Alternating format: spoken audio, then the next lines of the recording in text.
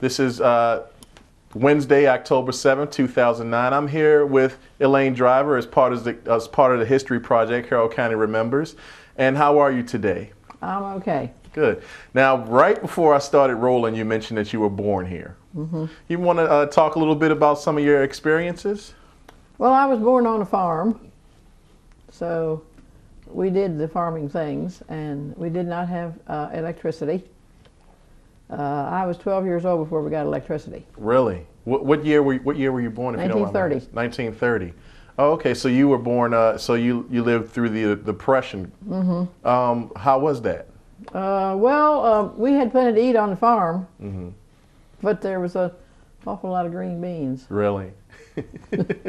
Any brothers or sisters? No. No. You were the only child. Yep. Wow. So what was that like? Did you ever want brothers and sisters? Oh yes. Yeah. Oh yes. But my daddy told me they could hardly afford me. So, but then when I was, I guess about 6, a cousin moved in with my aunt and uncle on the other side of the house. So he was just a few months older than I was, and it was like a brother. So I stopped asking. Okay, good, cool. I mean, you seem to have gotten that. I had somebody to play what with. You really wanted. You got it. You got it. Be it an untraditional way, but you got it. I wanted a sister, but take what you can get. Right. So, did you go to high school and school around in this area as well? I went to Frederick High. Oh, did you really? Mm-hmm. Because I was in Frederick County. Oh, really? Oh, okay. So, how long have you been in this area your whole life? Mm-hmm. Oh, okay. And I'm 79. Oh, 79. What did you do for a living? I worked at a construction company for 17 years. And then I worked at Farmers Mechanics Bank for 27 years. Oh, okay. What was your job at the construction company? I was a bookkeeper. Oh, okay. And the bank? I was I was a bookkeeper until they took the bookwork all to the main office, and I was a teller. Oh, okay. All right. And did you enjoy your experiences working at the bank? Oh yeah, I enjoyed it. It wasn't a problem. Okay, you retired from there? Mm-hmm. Oh, okay. So what do you do now with all your free time? I come to the senior center a couple times a week, mm-hmm. and there's church work, and there's I can do the housework and the lawn work, and okay. I stay busy. Which church do you go to? I go to a little Methodist church down on Woodville Road called Marvin Chapel. Okay. Have you always gone there ever since you were younger? Yeah, I was born there. Oh, that's where you were born. Oh, wow. I've been to that church ever since I was born. Oh, okay. All right. So you're obviously a long-time member. Mm-hmm. What kind of role do you hold there? Well, right now I'm assistant treasurer. Mm-hmm. Okay. What kind of experiences do you have from that church? Any stories you can tell me about there? Anything? Nothing really. It wasn't built until 1888, so it was after the Civil War when the church was built, so there was nothing historical went on around there. Mm. Now you mentioned you were born on a farm. Mm-hmm. Did you have chores growing up? Oh yes. What were some of the things you had to tend to? Well, you had to gather eggs for one thing, and you had to feed the rabbits. We had rabbits. They were very good, by the way. We ate them. What kind of farm was it? Was it mostly dairy or beef? Well, we had about 20 cows or something like that. Oh. It was a very small farm.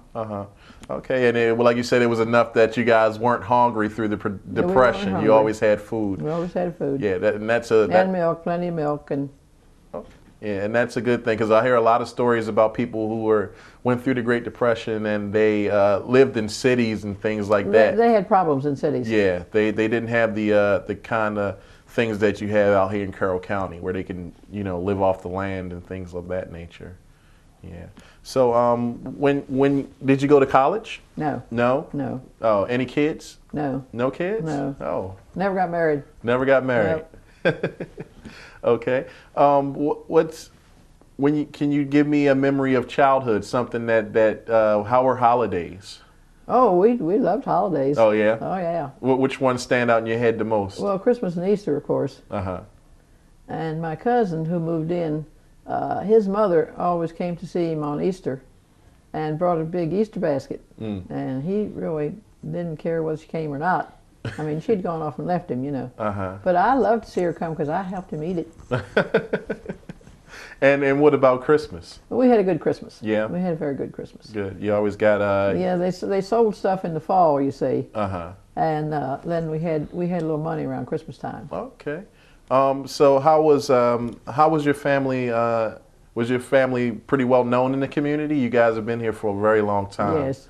What would when people talk about your family? What are some of the things you hear? What are some of the accolades? Well, I tell you, most of the people that talk about him have gone. Oh, really? Yeah. Oh. Yeah. My daddy was from Carroll County, and he married my mother, and they moved in to my grandparents' home, actually. Mm-hmm. And my aunt and uncle lived on the other side of the house, and my daddy, mother, and I lived on the other. You know, we had double house there. Mm-hmm. And my daddy worked at the garage in Ridgeville, which isn't there anymore. There's a bank there now. Mm-hmm. It was Jones's Motors. Oh. So he couldn't make enough money on the farm to make a living. Oh, okay. When you think about back then and you think about today, how much has this area changed? Oh, wow. We knew everybody in Mount Airy. Mm. Everybody knew us. You know, you didn't worry about going to the store and giving them a check or anything like that. They knew you. Mm. It's not so much today. Not anymore. Not so much today. And what do you have? What are your feelings about like the new development, some of the older buildings going away and newer things coming in? Well, it doesn't make me happy, but progress happens. Mm. Yeah. It's got to. Progress happens. Mm-hmm. But overall, do you still feel this is a great area to live in? I think it's about as good as anywhere. Yes. Mm-hmm. Why is that? Well, most people around here are friendly. Mm-hmm.